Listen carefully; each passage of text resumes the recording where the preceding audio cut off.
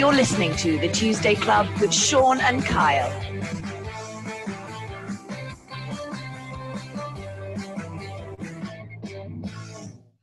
Hello and welcome to another edition of The Tuesday Club with me, Sean, Holley and Kyle Rees, and we've got a fabulous guest today. Go back a long way with this fella, and he's a long, long way away, and we got him early in the morning out there in New Zealand. The one and only, the legendary All Black scrum half, Justin Marshall. Marcy, thanks for joining us. I tell you what, Holster, when I first arrived at the Ospreys and I went into my very first team meeting, you certainly didn't introduce me that way. Jeez, I wasn't a legend and all that sort of stuff. It was like, oh, well, we've got bloody another New Zealander in our mix now. I wonder what this twat's going to be like. Oh, man, I'd already been dragged down by Jason Spice by then, see? Yeah, true. That's a very good point. He's easy. He's grumpy, so he can drag people into the dark depths, that boy. He's the grumpiest man you'll ever want to meet. You know. Listen, thanks for coming on. New Zealand, at the moment, is probably one of the safest places in the world. Your 39-year-old female Prime Minister has done an amazing job. How's things there? Yeah, look, New Zealand reacted very quickly and probably quite aggressively to the COVID pandemic, and we shut our country down pretty quick. It was a pretty ballsy decision by it, because at that stage we were only recording sort of cases in around the sort of late 20s, 30s. In terms of per day, not age. So, you know, for her to then say that we were locking our country down, shutting our borders, and gave people pretty much 48 hours notice, it had a dramatic and quite substantial effect on everybody. But it's been proved to have stopped the spread reasonably quickly. You know, we had 4 or 5 weeks in complete lockdown. But now we've on the bounce of 3 days with no cases, pretty much 2 weeks of cases in the single digits. So, yeah, it's proved to work, and you know, hopefully we're on top of it. But you just never know, do you? It's while all that's very, very good, and you know, it's the way that the Prime Minister has tackled this whole thing. The one thing that I'm more excited about is that we get to see the New Zealand teams playing first, and I cannot wait for some rugby. I'll be honest with you, I am missing the rugby. But what a bunch of teams to start playing each other inside their own little league that they've created. I think it's going to start back in the middle of June, isn't it? Yeah, you're absolutely right, Kyle. The good thing is that we've been able to, I guess, by getting on top of this crisis, and we can start to make some plans, not only in terms of our infrastructure and our business and our economy, but also New Zealand. I've played in Wales, and I know how much the Welsh love their sport, and particularly rugby. You know, if you have a shit game, you're very quickly reminded by just about every man and dog in the street that you played poorly, because everyone's seen it, and that happens in New Zealand, so it wasn't news to me. But yeah, look, it's great that, you know, as I'm saying, like the Welsh, we love our sport, and we almost need it. You know, we live and breathe it, and it's not only the professionals, it's the, obviously, all club sports not been happening. It hasn't started for the winter for us, so we're all chomping at the bit just to see something. So the fact that Super Rugby, yes, is starting up, you're correct. The 13th of June is the first game over in Dunedin. You know, 10 weeks of New Zealand teams, you know, slogging it out over a home and away format will be outstanding. It'll be unusual still for the players, you know, empty stadia, and sort of dealing with that. In and out, I think they're pretty much in on game day and straight back out. So a bit of a change and adjustment for them. But yeah, we are thirsty for sport, and you'll be able to see it, and we'll be able to see it, and it'll brighten people's days, that's for sure. Hey, mate, and the other thing is, throughout the entire competition is day rugby, which is really unusual for us. We're usually playing at night, so the fact that 3 o'clock on a Sunday afternoon, you'll be able to go to the pub, have a Sunday roast, and watch some rugby. That'll be pretty cool. Something different. What time will that be over here for us to watch then? If it's on at 3 o'clock in the afternoon there. So that'll be early in the morning, 2 in the morning, or 1 in the morning, or something like that. So for Wales, that'll be good, because that'll be Saturday night at 1 in the morning. People will still be people will still be on the couch drinking a few beers, or if you're allowed out, be in the pub. So not much change really. It's a good time zone for you. Mate, will you be working them? Are you going to be covering the games, calling them? Yeah, I am. So I'll be. So look, the big issue is getting the country back up and running is not easy. So, you know, Air New Zealand have been really heavily hit, and with all flights being internationally stopped, and also internally for 6 weeks as well. So their business has been decimated. So they're up and operational, but only in a little small proportion of what they were. So travel is not easy. So getting around the country has been proving challenging for us. So for me, it's not too bad for the first round because it's the Highlanders versus the Chiefs at Forsyth Bar Stadium. So I live in Queenstown, for anybody that's been to New Zealand. Down the bottom of the south, not too far from Invercargill. I wouldn't highly recommend going there for a weekend away, but it's not too far away from Dunedin, so about a 3.5 hour drive for me. So that'll be my first commentary in quite a long time. So I'm looking forward to the game. Mate, Queenstown, Kyle. I don't think you've been to New Zealand. Queenstown. There's not many better places in the world, mate. I'm telling you now. And if you follow Marcy on Instagram, and I implore all of our followers to follow Justin because he's got a brilliant life and the place where he lives is fantastic, then you'll see what I mean. It's a bit cold, but it's absolutely beautiful. Now, I want to ask you, we talked about commentary. You've coined this phrase, BOOMFA. All right, it's yours. Yeah. It's come from nowhere. It's yours, mate, right? I want you to tell us where it's come from. And also, it's a two-pronged question, how you've exploited it a little bit recently in lockdown.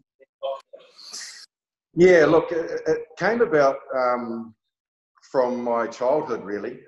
It's not a word, so I don't know how to feel about that. But anyway, we'll roll with it. So when I was a kid, I used to go down and, like any young kid, and watch club rugby down in my hometown, Matara, and used to watch my dad play. But anyway, we used to sit up in a hedge and watch the game overlooking the field. And whenever there was a big tackle or something quite significant in terms of contact, us group of kids used to hear the adults or whatever just saying, "Oh, BOOMFA, he got hit." And it was kind of something that just sort of stuck with me and grew with me. And then I found when I was doing commentary that there was a couple of decent contacts, and it just came out of my mouth. And again, people must have wondered what the hell I was saying because, again, you won't find it in the dictionary. So it's something that just came out, blurted out, and then people seem to think that it sounded pretty good, or they liked the meaning of it, even though it doesn't have a meaning. But it does now, I guess. So it was just something that came about. So I decided to trademark it, and just, you never know where something like that will go. It's for no other reason than I felt that if I could, I kind of had a little bit of so-called rights to the room, even though I didn't have anything to do with inventing it. But yeah, just second part of your question. The best thing that I did was just before lockdown, I was like, right, how am I going to handle this? This is going to be, who knows? It could be months of isolation, and we don't know what we're going to be able to access. So I got in touch with this brewing company called Williams Vaughan, and I said, look, the one thing I don't want to do, lads, is run out of beer while I'm in isolation. So they said, look, no worries. So they sent me down a home brew kit. Now, this is not the standard ones that probably all three of us know from 20 years ago, where someone's saying they're making home brew in your garage, you run for cover because it's going to taste awful. This is state of the art. So they sent it down to me, and I started fiddling away with it, and really, really enjoyed making beer. And it actually, surprisingly, it's a lot easier than back in the day. It comes out really drinkable. And once you know the process, it works quite well. So I thought, well, I'm now making all this beer. It looks like we're going to be in here for a long time. What are we going to do with it? Apart from, I can't drink it all myself.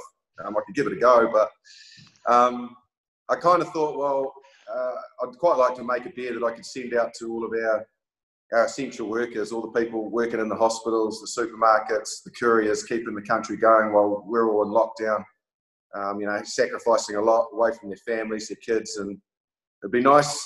No one likes better after a hard day's work, sport, whatever it might be, sitting down with a nice ice cold -2 beer and saying, "Yep, there's another day. I've got another one tomorrow, but I've earned this beer today." So that's what I did. I had some challenges getting it in a can and getting it out. Can you believe it? You're not allowed to send out free beer. Really? You're not allowed to. No, you need a license, and you also then you need to pay tax, and it's just like, so yeah. I said that I was going to do it through my Instagram, and people sent in all their essential workers list, and I got lots of replies saying, "Yep, this guy deserves a beer. These people do, paramedics, whatever it might be, people working at the hospitals, keeping the country going." And then I went to send it out, and the fun police. The FPs. Customs. The old customs got in contact with me and said, "You can't do that, mate." And I was like, I'm not charging them for it. I'm just giving it to them. I'm giving beer away. But anyway, I managed to do it through another resource and got it out there. So that's the story. Good on you, mate. That's brilliant. That's a hell of an initiative. I love the can. I could almost taste it because I'm not drinking a lot in lockdown. I'm in training mode with the two boys at the moment. But I'm looking at a can thinking, that's got Marcy written all over it, literally. You know what I mean? I'm thinking, I just know how cold it was. I mean, Kylie came to my house with his lovely wife Nicole once to watch the All Blacks against France, and turns up with a beret and a string of onions around his neck and a slab of Stella. But he also brought a slab of this low carbohydrate beer that he'd been drinking because he was training and playing. He found this bloody low carb beer. Probably drunk twice as much of it, knowing Marcy as I do anyway. But brilliant stuff, mate. Brilliant stuff. How much is it going to take to get a case shipped over to me and Sean then? Well, you see, that was my plan when I heard from Sean and he said, "Oh, that looks good. It's making me thirsty." And you're actually looking thirsty already, Carl. To be perfectly honest. He's always thirsty. I thought, well, I'll bring some over to the UK. There's a couple of people I could give a nice cold beer, but that tour doesn't look like it's going to happen anymore. Where we were due to play Wales, which is well, it's not going to happen in November when it was supposedly supposed to be happen, but they may reschedule it. So the challenge is to try and export at the moment, which is not ideal. But I do promise to both of you, when I make it to Wales or I can get some beer over, I'll send you a can to give me some feedback. Hey, the other thing I did do was when I was tampering away in the garage, the one thing that I didn't learn was how to know what percentage of alcohol it was. And so early days, I was only having about 4 cans and I was feeling absolutely hammered. And they told me it was supposed to be about 4.8%, but I think I was rocking it up around 6%. So I just decreased a bit of the sugar or whatever. Hey, BOOMFA. Yeah, mate, it BOOMFA'd me, all right. That's what it says on the tin. Because I'm making it down in the garage, my wife doesn't have any clue what I'm up to and how much time. It's like I've got a newborn baby in the house. They don't check it, make sure it's warm, then make sure it's chilled and look after it, make sure it's fermenting properly. After those first few cans, came down and found me asleep on the ground. So I managed to get it out at about 5.2%. So yeah, it's sitting quite solid. But as soon as you can export it, you let us know because we'll have it. And we'll promote it on you, mate. We'll buy it and we'll stick it out there, mate. We'll support you all the way. Great stuff. Great stuff. Listen, Jess, obviously we chat a bit about rugby and stuff, and other than commentating and getting high off your own supply of BOOMFA in your gap, what have you been up to in the lockdown? Or no, not in the lockdown, before lockdown and hopefully after lockdown? What sort of things do you get up to? Because obviously you're an ex-All Black, now commentator. What's a day in the life of Justin Marshall when there isn't any rugby? Yeah, well, it's a good question. Obviously with commentary, as Sean will know, and TV, it's quite sporadic. So you could be doing something during the week. Predominantly most weekends are busy for me, so it's an unusual lifestyle. That when people are building towards momentum towards the end of the week and looking forward to a weekend, that's when I'm starting to work. So that alienates you to a certain degree because you're sociably when everybody's looking to go out or to have some beers and a barbecue, whatever it might be at home, I'm away working. So the challenge is kind of trying to get a good balance there. I find that with my kids, I watch a lot of trainings and don't see any games, which is kind of weird. But you know, you got to adjust your lifestyle to that degree. You know, with media, it brings in all sorts of other avenues. So I do radio and print work as well during the week, which keeps me occupied. We have shows here with Sky. I play a little bit of golf when it suits me. I'm a fair weather golfer. I enjoy getting out and being active. I play squash as well. So I train most days as well. I'm not the body type, Kyle, and Sean knows this, that can have a few cans of BOOMFA and something to eat, and it's never there the next day. Yeah, so anything that I put in, I have to work off. So unfortunately, I've got that genetic. So that's what I think. The work off bit. I tell you what, mate. I saw that they're advertising at the moment this thing on TV where you can be sitting down like we are now, and there's a little pedal machine that you sit on, and you while you're doing whatever you're doing. And honestly, I'm thinking, surely that doesn't work. If it did work, it would be awesome. So yeah, that keeps me pretty busy. And yeah, then my wife works full time too, so I'm pretty busy with my 3 children who are 18, 16, and 14 at the moment. And everyone who has kids around that age will know that they've got their bloody dipping their toe into most things. We have skiing here as well, which is coming up very shortly in the winter, which keeps everybody occupied up on the mountain too. So I don't know, in a roundabout way you're going, well, you really haven't said something substantial, but like I honestly am not sitting around twiddling my thumbs and wondering what to do. I'm constantly busy. Yeah, I'm the same, mate. You know, it's always something to do, and when you got 3 teenagers like me, like you, and there's plenty to do. That's one thing I've learned in lockdown, mate. Is, you know, the 5 of us and a dog have been here together for 7-8 weeks now, and it hasn't always been easy, pal. That's for sure. I know.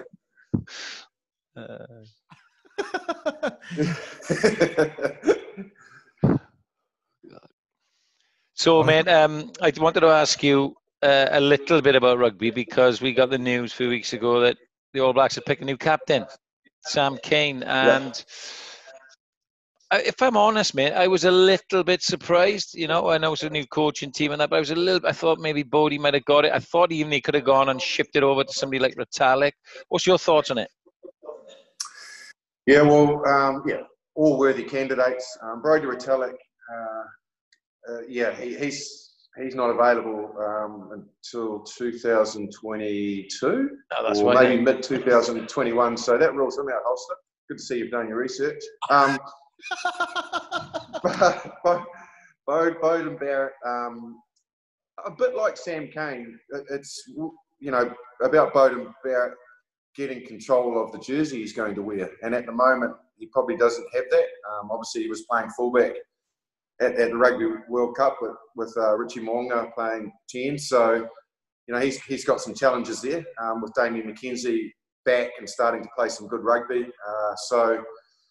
Nahi Milner-Skudder's returned to New Zealand as well. So, you know, there is some competition in the fullback jersey and in the fly half jersey. So, Sam Cane isn't without his challenges, and I agree with you. You know, like the Artie Savia was probably, well, it was our player of the year last year, and they occupy the same jersey. You know, Sam can switch to blindside, and he probably can play number 8, which he was starting to do with the Chiefs. But you know, he's got some challenges in front of him to hold on to his jersey as well. So that'll be first and foremost in his mindset to do that. But I do know I've spent some time with the All Blacks in their camp and been lucky enough to do that under Steve Hansen and just observe them for a day. That's the only thing I was doing, and I was really surprised. This was about 2 to 3 years ago, how much input Sam Cane had. He had a lot.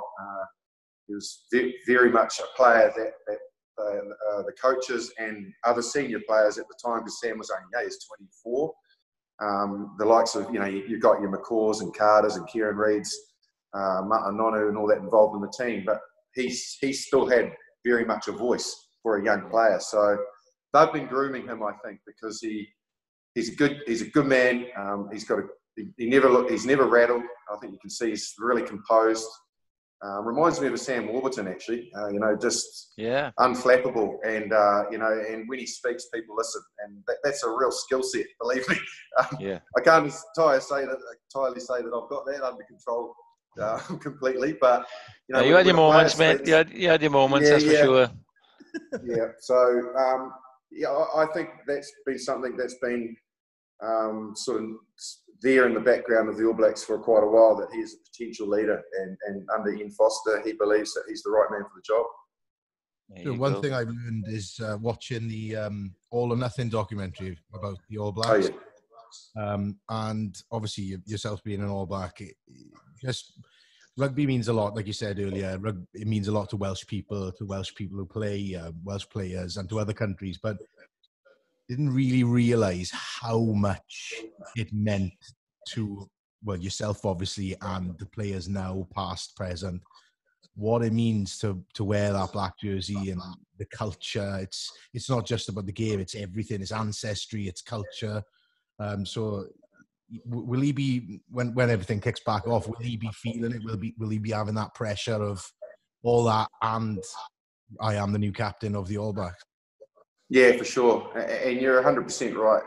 The way that New Zealanders feel about the All Blacks, there's a lot of history there to protect and preserve, and more importantly, enhance. That's what you're very much given the message of when the first minute that you walk into the All Black environment is, there's some history here that a lot of players have fought hard to make, and your job is to respect that history, but also enhance it. Don't leave the jersey in a worse place than it is now. And he'll be very well aware of that as an All Black captain. Now they do say, and I've been there myself actually and experienced this, what it's like to be an All Black captain. There's more pressure than being the Prime Minister of the country. So, that entails with it a hell of a lot of pressure.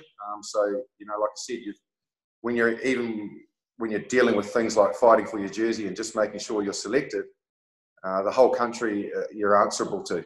And, that with it, again, can really challenge you to be, and maintain being positive. So, like I said, that would certainly have been considered and been watched by the All Blacks. He has captained the All Blacks before, Sam Cane, so they've given him a little sample of it.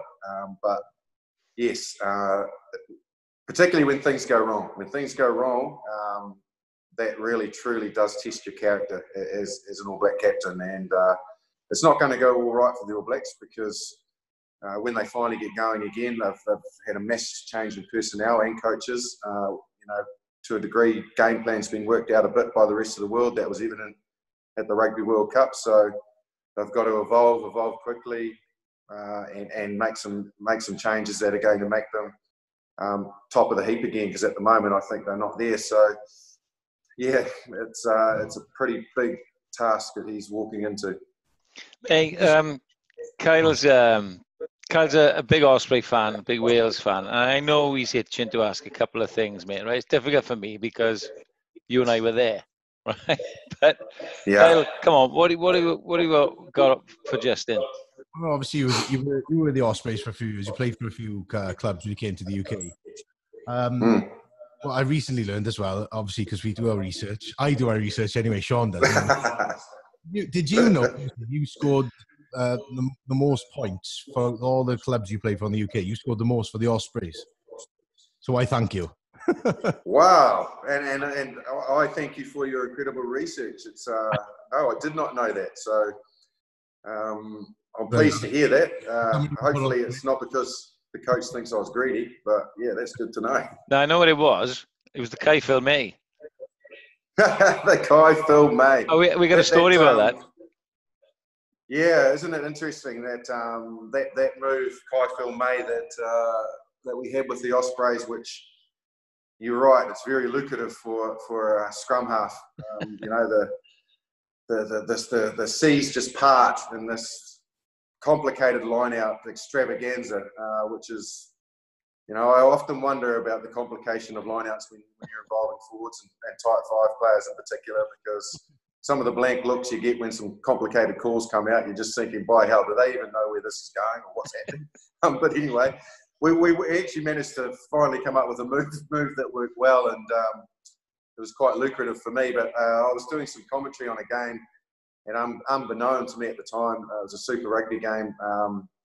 We were doing the commentary, and all of a sudden my phone started beeping because a team that I was commentating on, which is coached by former Osprey fellow Tier, did the move Kai Phil May, and as it was, the Red Sea parted and through the halfback went, scored a try, and I got a message beeping on my phone immediately from Sean here saying, Kai Phil May, mate, Kai Phil May, it's leaked out of Wales, you know. So, yeah, dirty old fellow, you know, you're supposed to keep those really secret moves to within the organisation.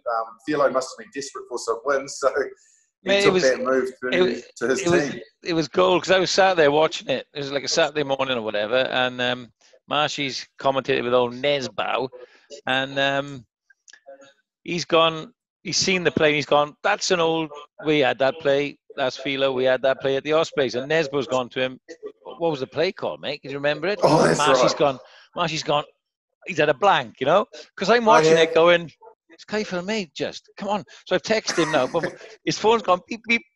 There's a break in play, it comes back, there's Bo, I got it. Kai Phil May. And then he goes, I've just had a text from my old coach, Sean Holley, the Holster, and he'll be loving it. Another question I want to ask you, Jess, is Golden Mike? Yeah, Golden Mike. And that's him there right in frame. So I got to experience Golden Mike a little bit in my time playing in Wales, where Sean here was known as he's pretty much the local MC around, around Swansea, around Port Talbot, anything around there, Bridgend and all that. You know, if there's a function, Golden Mike's here with his Golden Mike, and he's MC. You could be walking down the street and go past some random pub or real estate agents or whatever, and there'll be a gathering of people, and Golden Mike will be standing there on a chair. He'll be bellowing out, or he'll be interviewing somebody. So, I coined the phrase that. Absolutely correct. So I coined the phrase Golden Mike. You know, where you're coming off your suitcase and pop it open, and out pops the Golden Mike, and he's got a particular way of holding it as well. So excuse me, I've got a pen, but he gets it right up there on the chin, so that every word is heard. You know, he doesn't want one word to be missed or for himself to be misunderstood. That is a professional Golden Mike. You know what, Jess? When we started this podcast, we had Sean luckily had a little bit of kit, so he was like, we'll use my kit, we'll do it for the first episode, and maybe we'll get picked up in the future. But we had big dreams. But we're sitting in my living room for the first episode, and he's giving me coaching lessons on how to hold the mic. That's exactly what he said. Right, you want to get it just there on the chin now, so you can nobody will miss anything. But no, it works, doesn't it? These people are paying good money for me to MC things. They don't want to miss a thing, mate. They want to very good money. Very good money. Kyle, we actually do have a good relationship, me and Marcy, right? So he rinses me all the time, but no, I'm loving it so far. It's not the only time he's picked on me. I remember a story in the warm up to games. We'd have a team warm up, but Marcy'd like to go aside just for a couple of minutes with me. A couple of left-handed passes, a couple of right-handed passes, a couple of little rubber kicks. Just a little 5 minutes, me and him, and I'm giving a bit of chit chat, and I'm getting a bit psyched as well, But it's Marcy's way of zoning in. That's all it is, We're playing Gloucester away at Kingsholm in the Heineken Cup, right, live on Sky. It's packed in the shed. It's packed. Of course, I'm psyched. I'm up for it. Right, come on, Marcy, let's go do our 5 minutes. Unbeknown to me, he takes me now right in front of the shed. Right? Yeah, but what you got to Gloucester is one of, and I love all the people from Gloucester and the stadium and the field and everything, and it's brilliant. But it's feral there. It is, honestly. Oh, it's nasty. I've been there and I've been on the bench, and they have absolutely given me the best and most hideous verbals I've ever experienced, and they're brutal. They are completely passionate for Gloucester. So, and you're getting some that's in the thing. This as we're warming up. It's not pleasant. No, and as we're warming up, you're getting some because the boys doing lineouts over there, the backs over there. It's me and Marcy right in front of the shed and the lights, and it's a bit dewy and misty, you know. I've got my trainers on. Marcy's looking $1 million normal. Couple off the left, couple off the right, couple of grubbers, this, that, and the other. The whistle goes in, right? I'm left there like that now. Marcy's done a couple of box kicks, and with a box kick, you hit the end of the balls, it goes up end and end. But Marcy had a snowflake as well, right? Which means you hit the fat part of the ball, bang, right? Up it goes. But because you hit the biggest part of the air, it comes down like a snowflake.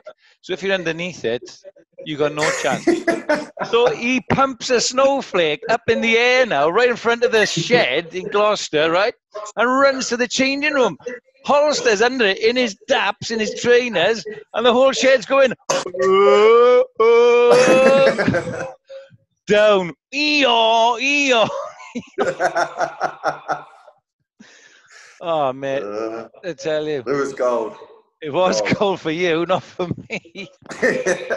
Jesus Christ. Listen, Just. I used to love doing that. He won't like me saying this, but I used to do that to a guy you would be familiar with, played a lot. He was a fantastic player for Cardiff, Ben Blair. And he was a real revelation in Cardiff, I think. But I used to do that to him when we were teammates at the Crusaders. Used to just before we'd go in, he'd like a couple, because he played fullback, a couple of confidence up and unders just before he goes in. You know, because fullback's going to get a couple of decent high balls early in the game. So I just used to go over there and I'd hit him run, hit it properly up, away we go, and he'd jump up and. He'd be 2 meters off the ground and come back down and almost mark it, and it looks really good. And I'd think, you little shit, that looked good actually. So the next one, just before we're about to go in the shed, I hit him with snowflake, and up this thing would go, and you can't go up for it. It's impossible and he would drop it, and his head would go down, and I'd already be running off the field to the tunnel, so you can't have one more just for confidence. Yeah, that's what we did to me at Kings, mate. I've enjoyed that, but I've been watching a bit more TV. I really enjoy my movies. I like sitting down, after the kids have quietened down and had their food and watching a nice movie. I tend to watch quite a few box sets as well, particularly just got into that with my travel. They're easy to watch on airplanes and consume time. So, I've been doing a bit of that. I've been watching, what have I been watching lately? Do you watch The Last Dance? Peaky Blinders. Oh, like Peaky Blinders. Yeah, Peaky Blinders. Yeah. And Vikings, I like that. That's good. Sorry, I just asked, what did you think of season 5 of Peaky Blinders? Have you seen it yet? No, I haven't. I've got it downloaded and I'm ready to go. So I've been working my way through it. I really enjoyed 4 with the Mafia. That was cool. Yeah. Not letting too much out. Was it good? Oh, man, it's fantastic. Yeah. I was going to say, I'll let you watch it. But yeah, it is good. Mate, you mentioned Vikings there. I've been watching Vikings. That's a long haul, but that's really good too. Yep. Ragnar Lothbrok, that one, yeah? Ragnar Lothbrok, yeah. The first 2, when he's involved, particular, are very, very good. And I guess just in terms of movies, as you can see here, Holster, I've done my research on the fact that you might have going to be asking me a little bit about movies and TV. So I'm just preempting here. I really like my Tarantino movies. His dialogue and the way that he basically pieces a story together in a movie quite fascinates me. I'm a big fan of Guy Ritchie as well. Your Lock, Stock, Layer Cake. Tarantino, all the way back to Pulp Fiction and Glorious Bastards, movies like that. They just best Tarantino film's got to be True Romance, though. Yeah. Oh, how good was that? I think that's one of the all-time greats, True Romance, and quite a lot of people haven't seen it. But no, I haven't seen it. It's basic Tarantino. It's great, Tarantino, and Christian Slater. Yeah, Christian Slater. Patricia Arquette, them two. It's like a runaway love story. So they're two sort of like outcasts. They meet. He gets her out of a jam. They run away, and then like all sorts of like Tarantino does, like Justin was saying, all sorts of storylines intertwined. Oh, anyway, I could talk about that all night. It's one of my favourite films ever. Yeah. Dennis Hopper, he's in it. He plays a great part. It's very good. Very good movie. Man, there's a couple of sporting ones. I don't know if you've seen The Test about the Aussie cricket team. No, I don't. You'd no, love I've it. seen the one. I've seen the one about the Caribbean, about the West Indies. I've yet to watch that. That's very good. But no, I haven't seen The Test. No. Man, The Test picks up from Sandpaper Gate. Justin Langer takes over a couple of years that. And today I just finished the Michael Jordan, The Last Dance. Mate, you love it. I've heard. Yes, my two boys have been watching that, and they said it's absolutely outstanding. In fact, to be perfectly honest, they watched it around about the last week of lockdown, and our basketball hoop outside's never been so used. So that actually it got them out of their bedrooms, which was great. But yeah, I'm due to watch that, and I've really been enjoying watching the Formula One as well. I'm not I wouldn't say I'm a Formula One car racing fan, but the Formula One series that they've pieced together those two years are fascinating. Really, really enjoyable watching. Mate, can you imagine Netflix came into the Ospreys during our time and did a fly on the wall, be a bestseller? I tell you what, yeah, some people would have to keep their clothes on a lot more than they used to. I bet you were one of them as well, Just. Geez, I tell you what, I mean in a way around the rugby environment, obviously. But yes, some people just like sitting in their room naked, Not pleasant when you have to be their roommate, but yeah, it would probably be an R18, Ospreys, I'd imagine, holster, I'd say. I reckon it would, mate. Yeah, too many things to talk about. There's an article just came out this week. I think you did a Scrum Fight podcast, and something was picked up on Wales Online. The usual thing, mate. The Mike Phillips thing, and yeah. So that's come out pretty big news here. But yeah, good times, mate. It was. You mentioned squash earlier. I remember we used to play squash quite a bit because you had I think it was an Achilles issue, was it? So your speed stuff. We just went and played squash over in the posh club there. That was you got me in a bit of shape. I think I scored a couple of points. Yeah. Well, it was good for me. The thing with me, I tell you what, this looks like a Twilight movie behind me, doesn't it? What is that? That's just a reflection. I'm going to move that. Well, I thought you were in your chopping area. Was sort of later in my career. I think probably started for Robbie Deans actually when he was coaching me at the Crusaders. You could see that my attention span in the gym was starting to waver a bit. As a sort of late 20-year-old, I didn't feel that I was really going to significantly get much stronger. Pretty much for me, it was about trying to stay fit and agile and explosive rather than putting on beef. So he encouraged me to get back on the squash court. He thought it was excellent training specific, which it is. You're forward, you're back, you're sideways. It's explosive. So squash was very good for me. And then I think my last year that I played in the UK, they also at Saracens, they smelt a rat of mine and Glenn Jackson's enthusiasm in the gym. It was pretty much at the lowest level it could be. We were both retiring at the end of that season, and I think the trainer at the time, after about 3 weeks, just said, "Oh, this is ridiculous, you two. Why don't you just piss off and play badminton?" While everyone else does weights. So Glenn Jackson and I spent most of our time on those cold, frosty mornings in Harpenden in London in a nice warm gym playing badminton against each other, With a little sauna afterwards and a cup of coffee. Had the headbands on and the wristbands, and we'd go and knock it around, and then we'd go have a nice hot coffee, and meanwhile the young fellas were sweating out in the gym. So yeah, it's good fun. That must be where you got your squash from, was it? Because he took me to play squash, Justin, and I was absolutely bollocks after it. He hit me with the ball more than he hit the ball at the wall. Oh, yeah. Get out of the way. Well, I'll tell you what, I would imagine, Kyle, you would command a good, strong presence on the tee, just nice and solid there. And if you could get anything to that front wall, just give him a decent shoulder. Don't let him pass you. That would be my idea. You're too busy running around me, mate. I was sat on the tee. Hey, listen, mate, obviously we mix a lot of rugby with showbiz on the podcast. We briefly touched on some films there that you like, but every guest we have on, we do ask for their top 3 films of all time if they were the only films you could watch for the rest of your life. So starting from 3 to 1, Justin Marshall, let's have your top 3 films. All right. Number 3, I would definitely say Lock, Stock, and Two Smoking Barrels. I really enjoy that movie. Get a lot of fun out of it every time I watch it. I'm a big fan of Gladiator as well. Good Kiwi actor, Russell Crowe. Yeah. And probably my all-time favourite movie that I could just watch and watch and watch again would be Platoon. Oh, really? Has that surprised you? Yeah. It has. Yeah. Sorry, and you know, it's probably along the lines of, well, it's probably between Platoon and Predator, the very first Predator. Yeah. When Arnold goes into the jungle. Oh, yeah, I enjoyed that too. That was What's the matter, Dylan? CIA got you pushing too many pencils. That's it. They had some great one-liners in it, didn't it? Oh, my God. Mate, who would play Justin Marshall in the epic?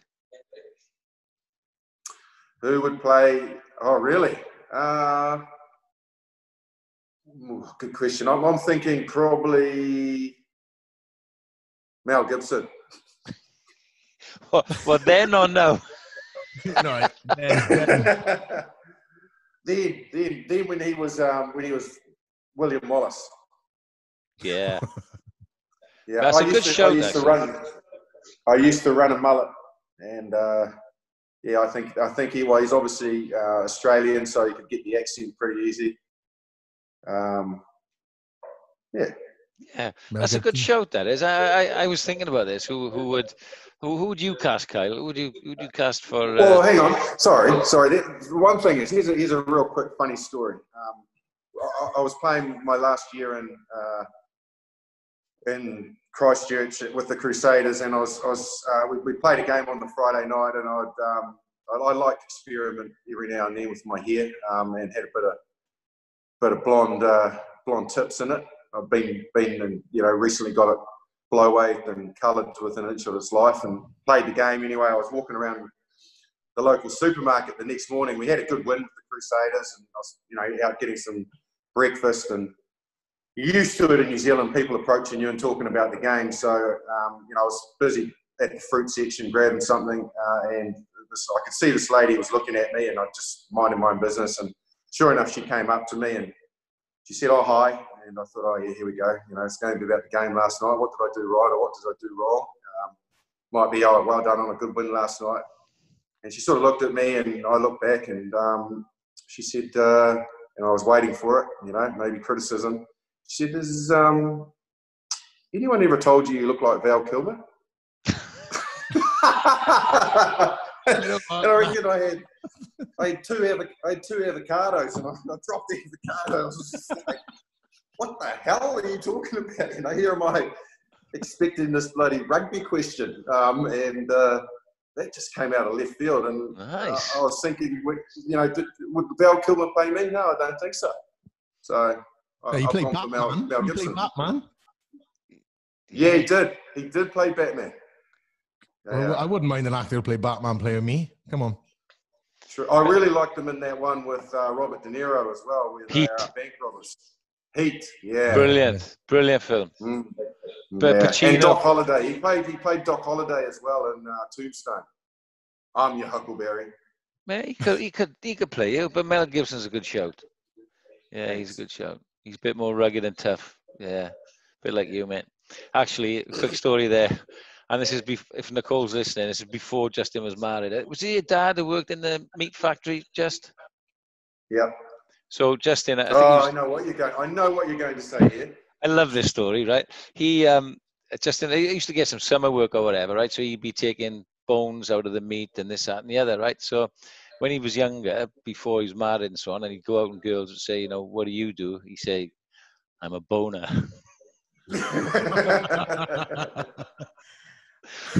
What do you mean? I bone. I'm a professional. I love that story. The explicit section when we upload this podcast. Then.